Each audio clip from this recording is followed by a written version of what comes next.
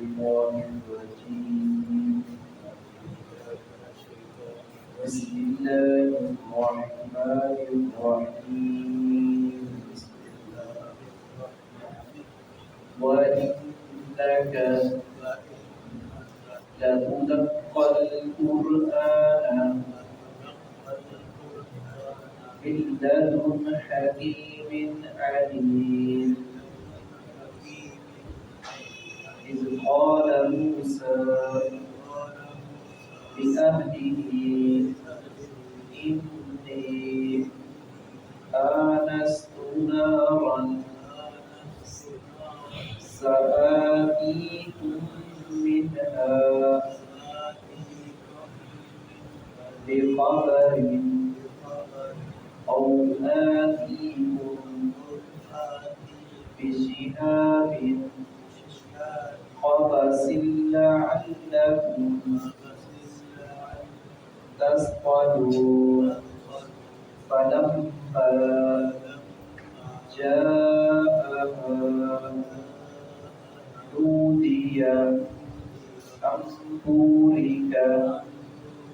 من في النار ومن حولها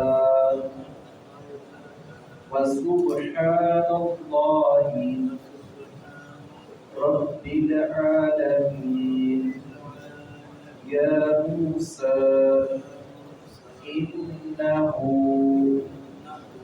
أنا الله العزيز الحكيم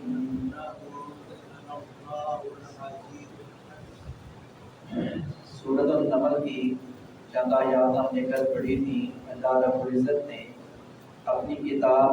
قرآن مجید فرقان حمید کا تذکرہ کیا، جو حکمت سے بنی ہوئی کتاب ہے،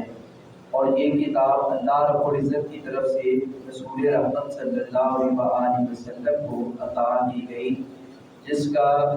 علم اس کا احاطہ نہیں کیا جا سکتا۔ اللہ رب العزت کا علم جو ہے اس کا احاطہ نہیں کیا جا سکتا۔ وہ ماضی، حال، مستقبل، وہ تمام خبروں سے واقف ہے۔ وہ سینوں کے اندر چھپے ہوئے راز جانتا ہے۔ وہ ہر ایک حقیقت سے آشنا، واقف اور باخبر ہے۔ اللہ رب العزت حکمت والا ہے، اس سے بڑا حکیم کوئی نہیں، اس سے بڑا بصیر کوئی نہیں۔ تو یہ کلام اللہ رب العزت کی طرف سے رسول اکرم صلی اللہ علیہ وسلم کو ملا۔ یہ مخلوق کا کلام نہیں ہے، خالق کا کلام ہے۔ تو اللہ رب العزت نے اسی طرح موسیٰ علیہ السلام کو جب وحی ملی، اپنا کتاب ملی، اور حضرت موسیٰ علیہ السلام مدین سے چلے اپنی اہلیہ کے ساتھ، تو یہ موسم سردی کا تھا، تو ایسے دور سے محسوس ہوا آگ ہے، اور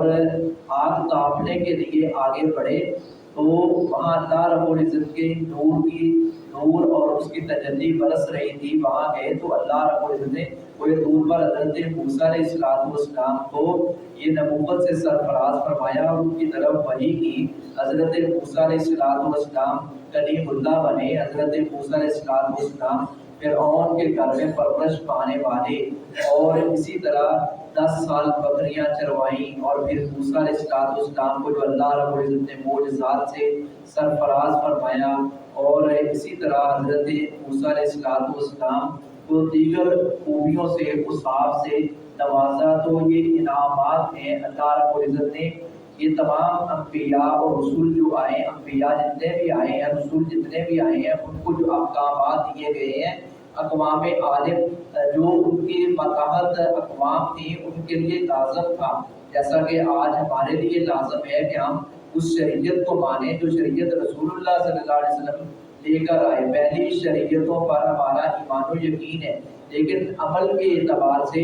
شریعت محمدی یہ ہمارے لیے لازم ہے، اسی پر چل کر کامیابی ممکن ہے۔ دین موسوی اور دین عیسوی جو ہے وہ اب نہیں چلے گا، اب دین محمد ہی چلے گا۔ وَإِنَّكَ، اور بلا شبہ آپ لَتُلَقَّىٰ، البتہ سکھائے جاتے ہیں، القرآن قرآن، یہ کتاب آپ کو سکھائی جاتی ہے اس کی طرف سے ملت نہایت حکمت والے حکیم علیم بہت علم والی ذات کی طرف سے اللہ رب العزت نے فرمایا کہ یہ آپ کو ملا ہے، سکھایا جا رہا ہے۔ اس قال جب کہا موسیٰ علیہ السلام نے اپنی اہلیہ سے انی بلا شبہ میں نے آنستو دیکھی ہے نارن آگ سعادی کو ان قریب لاؤں گا تمہارے پاس منہا اس سے بھی خبر کوئی خبر اور آدی کو یا میں لاؤں گا تمہارے پاس بھی شہاب کوئی شعلہ، میں وہاں جاتا ہوں وہ آگ جو ہے وہاں جاؤں گا تو خبر ملے گی یا کوئی شعلہ ملے گا۔ شعلہ اس لیے کہ سردی کا موسم کعبہ سے سلگتا ہوا لعلکم تسکنون تاکہ تم تاپو، تاکہ تم گرم ہو سکو، اسے ہیٹ لے لو، سردی کا موسم ہے۔ لیکن جب کہے تو پھر فلما پھر جب آئے موسیٰ علیہ السلام اس کے پاس نور دیا تو آواز دیے گئے، موسیٰ علیہ السلام کو بلایا گیا، نور کا یہ کہ مبارک ہے من فی النار، وہ جو اس آگ میں ہے، یہ جو نور کی تجلیاں برس رہی ہیں، یہ جو آپ کو روشنی نظر آ رہی ہے یہ کوئی بابرکت چیز ہے، ومن اور وہ جو اولہا اس کے ارد گرد ہے، وسبحان اللہ اور پاک ہے وہ جتنا بھی مقام جہاں یہ اللہ رب العزت نے منظر دکھایا۔ بعد نے اس کی تعین کے پیچھے اپنی جو ہے نا عقل کھپا دی ہے، حالانکہ اس کی تعین صحیح روایات سے نہیں ہے کہ وہ مقام کون سا تھا، یعنی کہ عین مقام کون سا تھا۔ یہ تو ٹھیک ہے کہ شام کے بارے میں مفسرین نے لکھا ہے سبحان اللہ اور پاک ہے اللہ رب العزت رب العالمین جو جہانوں کا پالنے والا ہے۔ یہ اللہ رب العزت نے